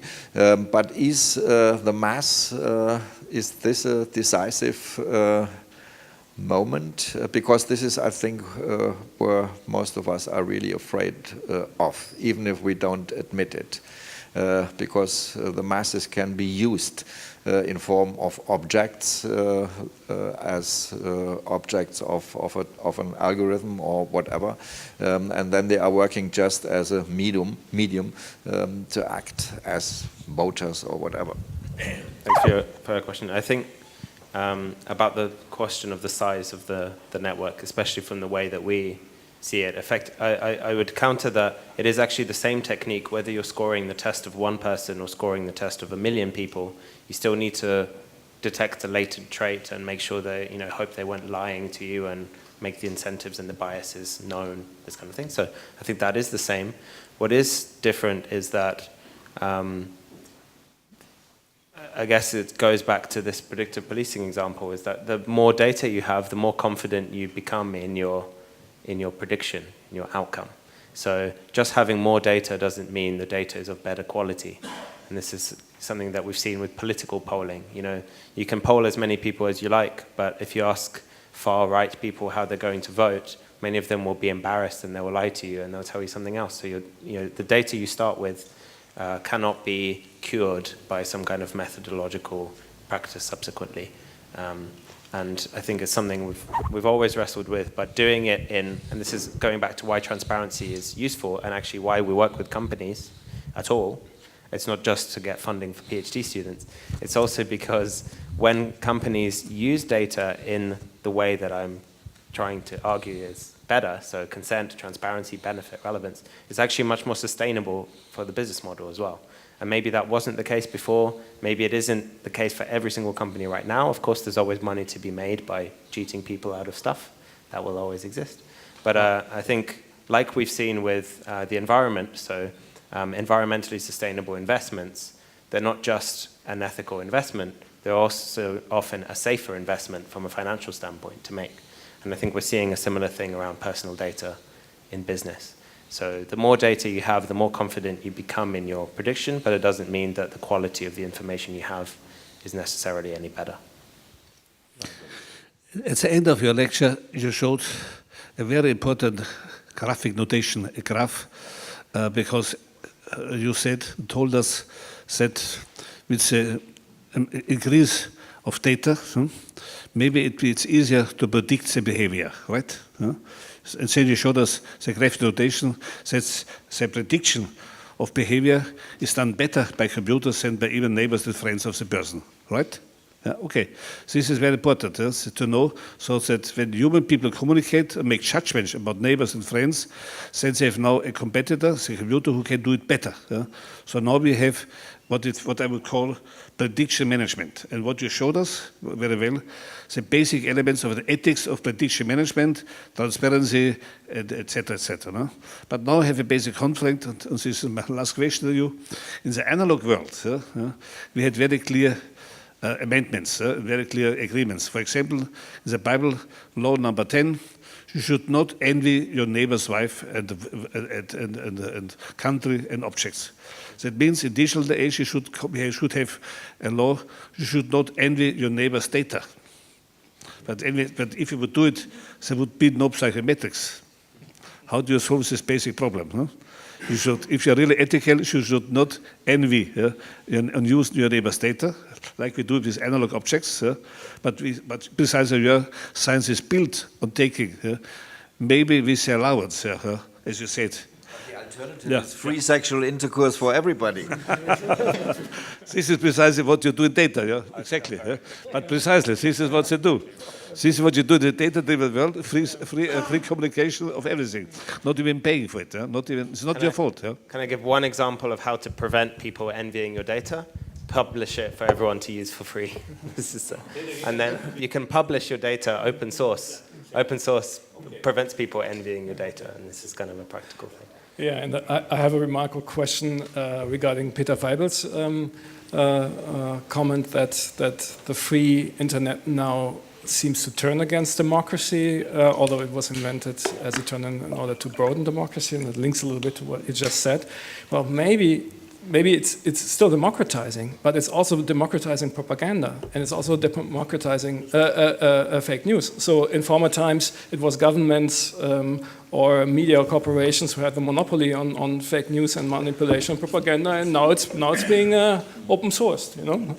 Maybe that's also a question to the audience, because in my power as moderator now, I would like to open to the audience. Popov, if you don't have any remark on this, but maybe I guess it's time we open to our community and audience here, and they say, how many questions do we have here? Let's make a survey, 1, 2, 3, and I would start with, if I don't see anybody else, Matthias Brum, please. Shall I start? Okay, thank you. Thank you very much. I do have a question, also to Mr. Popov, because it happens to be that next week I will start a class on post-democracy, the concept of post-democracy, and that's why I have a question on your wording. I'm very interested. Your very sober analysis of the situation. Somehow there's one term you used in a way which I found ambivalent, which is when you said it works. My question would be, what does it imply to say it works? Does it mean it happens? It is inevitable? In this way, it's something we simply can't avoid. We can't avoid people being creative. We can't avoid people using new means for propaganda. So it works. Propaganda works as well. But you also imply it in a slightly different way, perhaps, when you say it works. That you say there is a tendency to use it, to steer it, to I don't know, to that's something self-fulfilling as well. And thanks for your question. If I can answer, what I was trying to get across is it works, I guess, from a scientific perspective, so that within a research community we have gone through, my colleagues mostly have gone through the effort of testing this, at least within the standards of psychological research, which are, they're not perfect, right?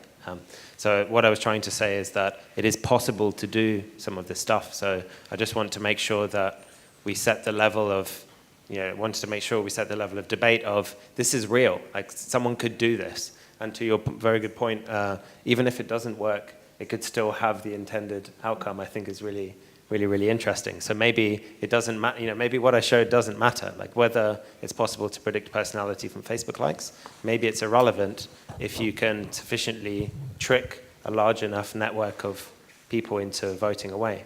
Because I guess in the democratic process, normally, because there's so little choice and so little turnout, especially for my age group, I'll add, that moving the gauge a tiny bit can make all the difference for the next couple of years.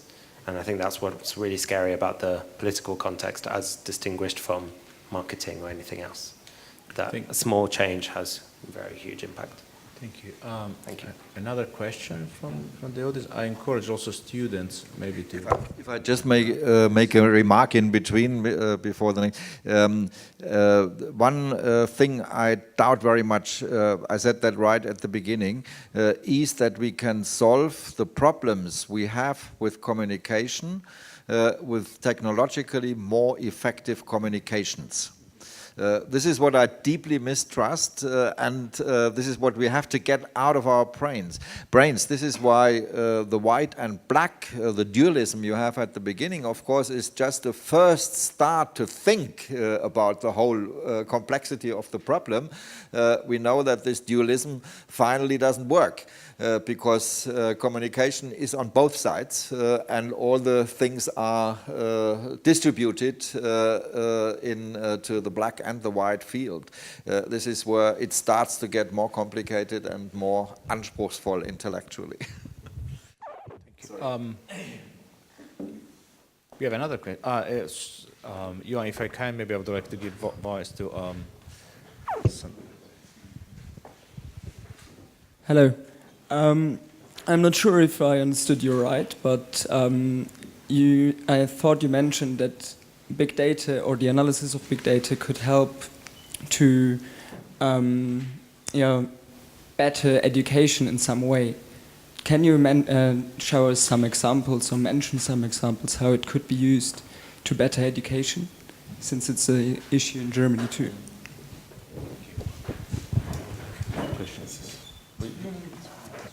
Sure. I think educational big data has a lot of promise. So one example just off the top of my head is that more and more we have online courses and online schools. So pretty much now, whether it's through YouTube or Coursera or any of these other companies that are springing up, a lot of people can learn pretty much anything from some of the best professors and educators around the world. And okay, it's quite a new movement, but potentially if that gets spread to not just learning how to code, but learning other things as well, I think it's very, very beneficial having a system that is open, that is cheaper than going to a university in the case where the university system hasn't sufficiently adapted to allow that person a place. I think that's a very, very positive use of big data and prediction. And also another related example is adaptive learning. So helping people as class sizes grow and demands on teachers become more and more difficult. And of course, there's more and more technology in the classroom. But I guess what's important for education is not just what's in the classroom, right? It's what happens in between. And more younger people are teaching their teachers and telling their teachers about things. So I think the role of the educator is changing a lot because of the access to information. And I have a footnote to that. We could say we already use something like psychometrics, for example, here in the German education system. And that is a very old system, and it has exactly 3 quantities, and they are called Hauptschule, Realschule, and Gymnasium, right? And this is the kind of quantitative measure through which you are put as a student, as a pupil. And now imagine that you could use your technologies, for example, to have a kind of much more fluid and pluralistic assessment of students, and actually get rid of this kind of threefold school system based on that, because you can say we can have a much more individualistic and customized and personalized learning trajectory for every student. It comes with all the dark side is attached. Then you also have this very pervasive profiling of the student. So it's not an easy way out, but it's also let's say an emancipatory promise if you use it the right way. Yes, thank you. I have two related questions, very short. First one is that starts with a bit of a discontent. I'm a little confused with distinguishing good and bad in terms of activism and demagogy along the lines of ethical intentions, as we do not exactly seem to believe in subjects being in full control of the machinic processes. Yeah? In other words, and that is my second remark, partly a question, shouldn't we also think about the ways in which people engage in communication in social networks specifically as isolated individuals looking for certain forms of prestige and agreement. Agreement then of course means to be in agreement with certain majority-like kind of judgments, which might very strongly be inclined to exclude minority groups, etc., etc. So I'd like to hear more about the sociological preconditions of social communication, and I'd like to hear more about this also in terms of answering the question of what kind of intentional structures we find in the logics of internet communication. Yeah? Not just from you, of course, but also from you, if you like. Florian, do you want to? I can try. Well, I guess one aspect of this that we always also have to balance is the right to free speech. So regardless of what the intention or the content of speech, anyone can stand on the street corner and yell racist abuse and try to manipulate people into doing things, and this is something that is perfectly legal, and I think many of us would agree essential to democracy, having free speech and free thought, more importantly. So is it really to do with social media? Okay, maybe in social media certain intentions can be enacted in a more complex and more covert manner than previously. But I wouldn't agree that necessarily social media exists or enables that the enacting of that intention. I think that if someone wants to manipulate someone, they will do it however they find. Maybe that's a bit naive, but I struggle with the concept that in the same way of when you see someone doing that, exercising their right to free speech. Of course, our emotional reaction is to want to silence them in a way, right? So we all have to kind of face that all the time. Did I understand your question correctly, that you say we're too much focusing on the ethical aspect and not enough on the sociological and social aspects, right? And in a way you could say what we're experiencing right now is just a confrontation with the social and sociological aspects, because the communication ethics that was at the base of, let's say, the free and liberal and open internet already in the 1970s, but then especially in the 1990s and later, was that of a small academic elite, right? And only in the recent years we actually have a broad participation in this medium. That was one of the first demands of also media activist movements in the 1990s, access for all. We don't have it exactly yet. There's still, for example, age pyramid is a problem, class is a problem,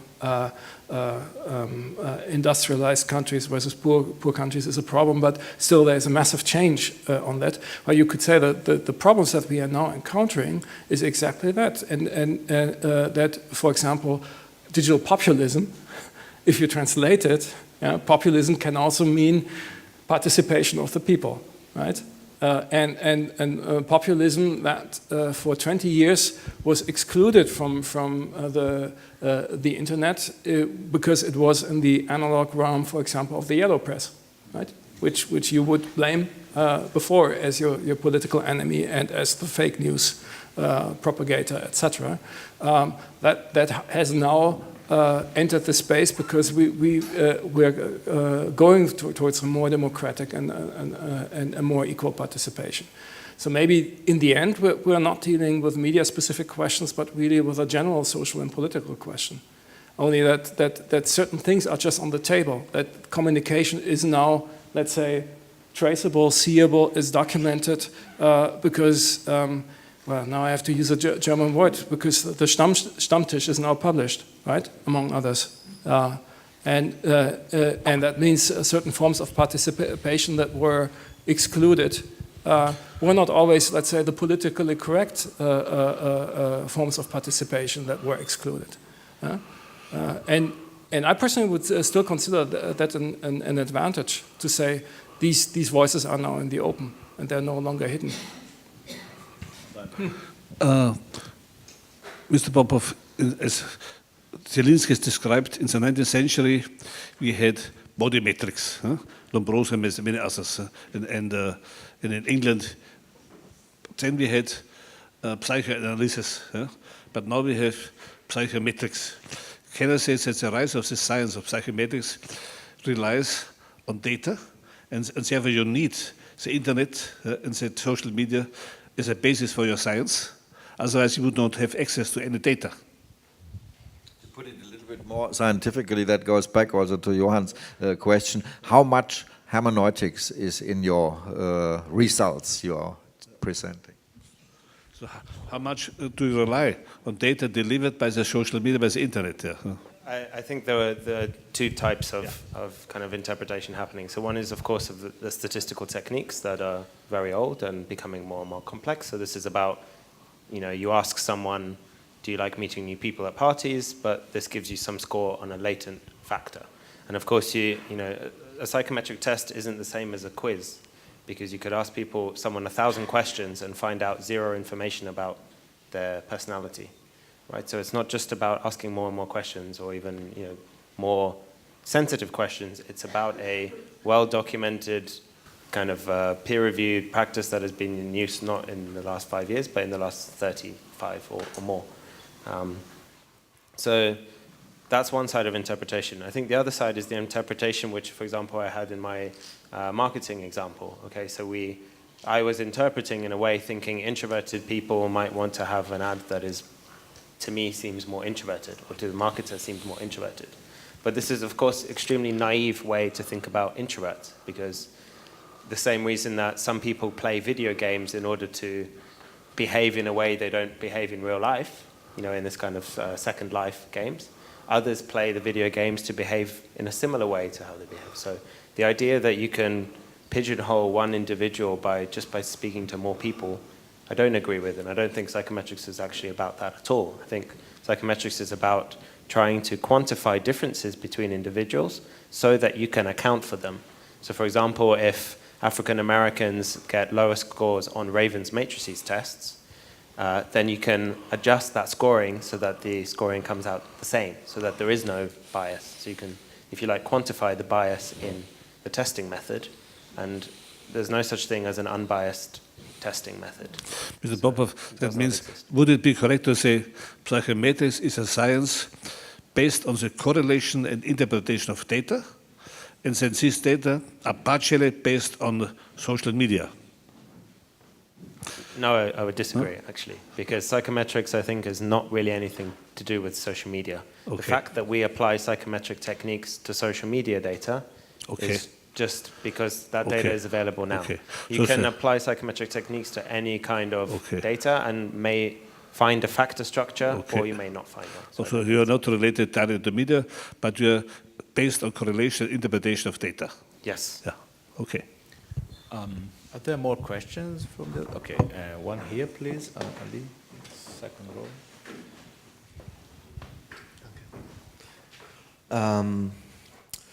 Anonymous image boards on the internet, I think, are a fairly different situation compared to traditional social media sites such as Facebook or Reddit or Twitter or Instagram, as those are the only places in the internet where you get a real anonymity. Sorry. As you don't even hide behind a profile or a mask, as you do in, for example, Reddit. And that leads, I believe, to a certain way of thinking, because those sites create a kind of a hive mind, and that it's constructed out of lots of different anonymous users. And this concept obviously attracts, well, I believe it does, a certain type of people, of internet user. And my question would be if you have ever tried to profile the typical 4chan or 8chan, doesn't really matter, it's all pretty the same, I think, user. And also if those anonymous image boards are good or bad for the internet as we know it. It's a good question to connect the social media to the deep web or deeper. I'll just answer the first one if that's okay, and then open the second to everyone. No, we haven't. It would be fascinating, but I guess this is basically what security agencies are trying to do, right? So they want to know everyone that has if you've installed Tor, then you're on the list already, just for safety, because it's better to have people on. Well, this is how it works, right? So. Call me cynical, but I think that is pretty difficult to, and I'm sure I have examples of researchers, colleagues that in researching some of these, dark web stuff are obviously, they're being tracked, they have issues at immigration and this kind of thing. So I think if you actually try to behave like, if you try to conceal yourself, I think the best way to conceal yourself on social media is to behave like people that you never interact with. So probably none of us follow Breitbart News on Facebook or, retweet all of Donald Trump's tweets seriously or anything like this. But if you did that, I think you'd very quickly get a window into what other people are seeing that you're not seeing. So the only way this is kind of the echo chamber idea, I suppose, that if you want to see what's outside the echo chamber, just behave like the most repugnant person that you can imagine, and you'll find out very quickly. It won't take long for the algorithm to change, trust me. But talking again about the anonymity of those boards, right, where you wouldn't have the correlation, a cynical joke about the image boards is they are for the people who are too stupid to use Tor sites or to use Freenet. And think they're on the darknet, but actually they're not on the darknet. And you can be sure that everyone who's on 4chan is completely being tracked by secret services, absolutely for sure.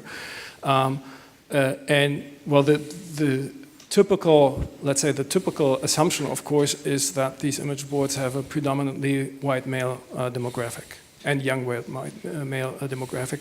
You can conclude that from a lot of the cultural phenomena that have come from these image boards, and the most significant one would be the so-called Beta uprising or the manosphere, which is the anti-feminist movement, which has so strong links to 4chan that there at least must be some correlation. And even Paper the Frog comes from the Beta uprising originally and not from the alt-right culture.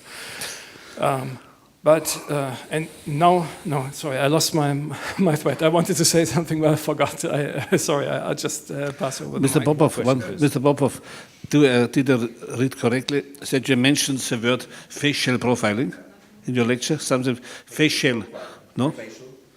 I don't think that's... Something is facial? We do facial recognition. Facial recognition, okay. But how do you do it with data? Because facial profiling or facial recognition was invented by Galton some centuries ago. It's a precursor, biometric. It's a precursor of browser. He looked at faces, made some profiles, some better recognition, and said you could say this person would be more criminal, this person would be less criminal. So how do you do it technically, your facial face recognition? What are your parameters? The same way we collected Facebook likes, you can ask people to share their social media photos.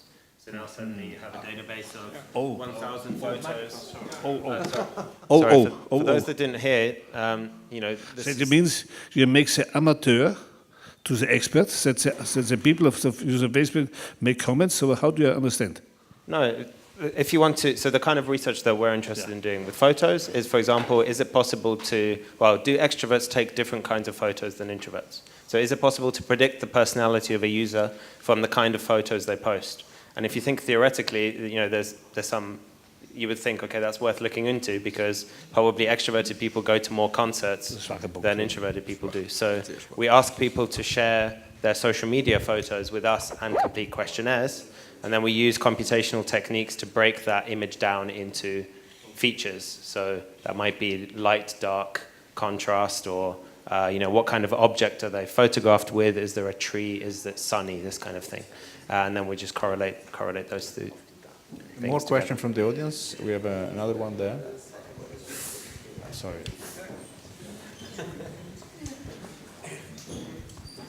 Sorry, I have a second question, quickly, if Please. it's okay. Do you hear me?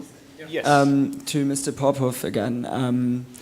So you used Facebook data, Facebook profile data for your research, and but isn't it that if you go on Facebook, you have to create your own account, your own avatar in some way? It's not the person itself being profiled there; it's a profile created by the person in some intention. It's like looking at my friends at the moment.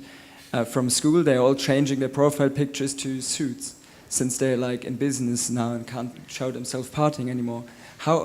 Why did you choose a social media platform for this kind of research and not like Google search results or something? Let me answer your question with the scenario. Imagine I'm going into a job interview. Is it me going in, or is it an avatar of me going in? Right.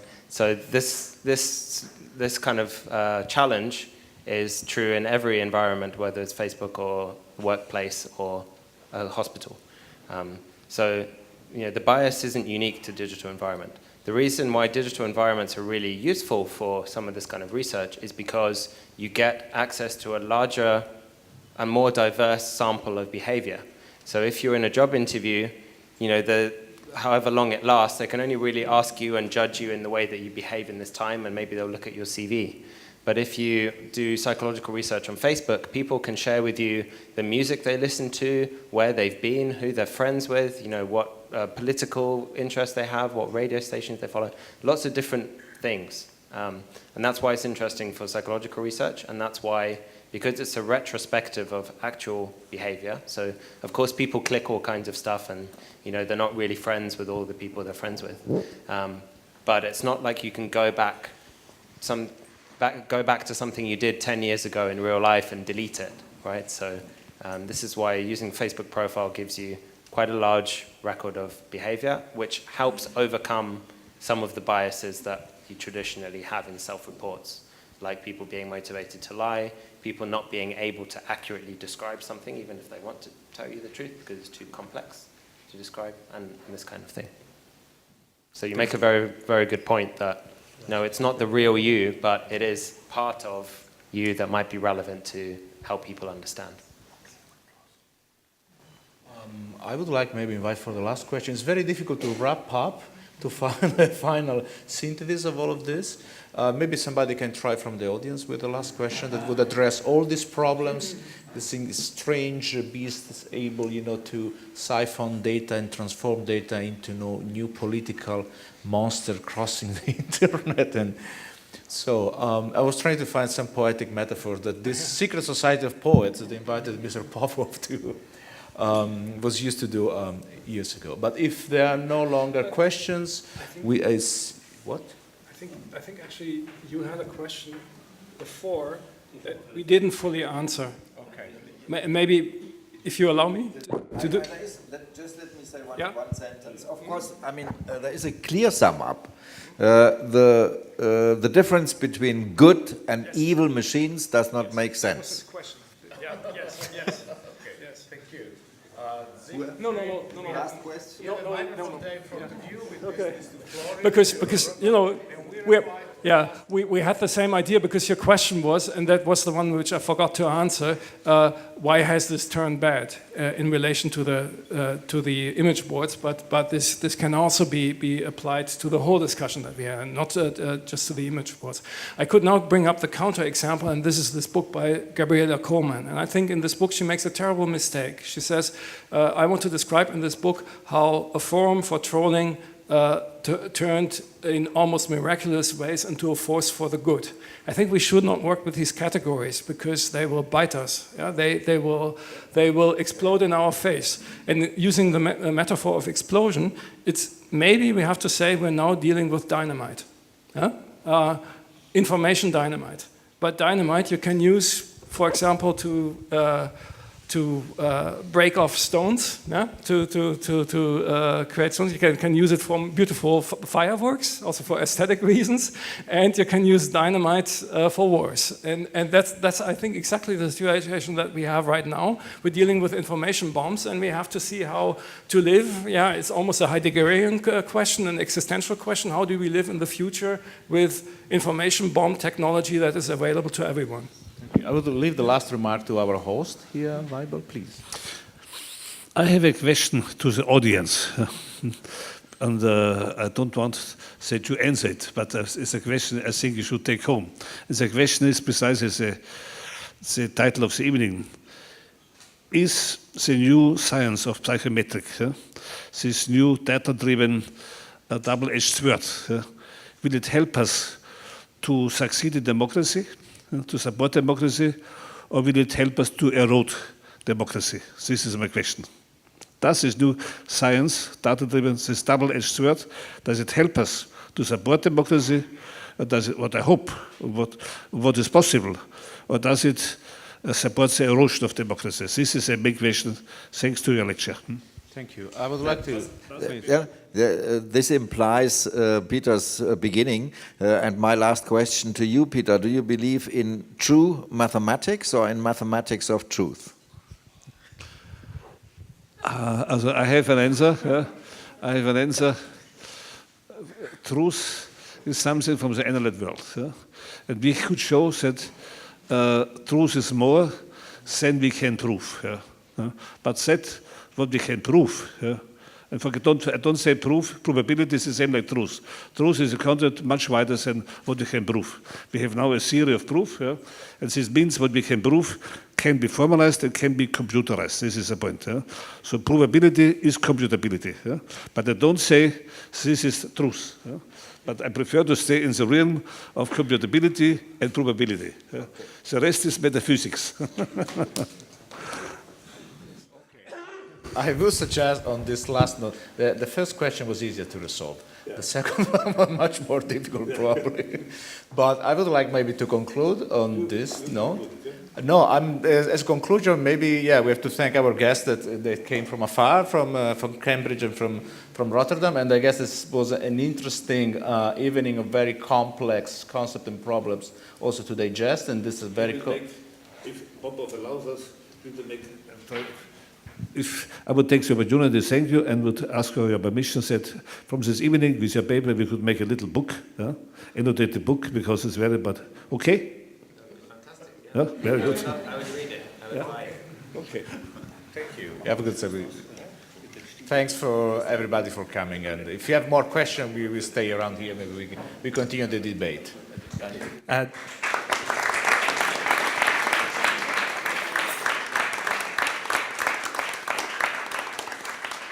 Thanks to our colleagues from ZKM and HFG, for Ali Garib, again, helping. Without him, no event would be possible. Thanks for the video documentation team, thanks for the technicians, and certainly thank you. Yeah.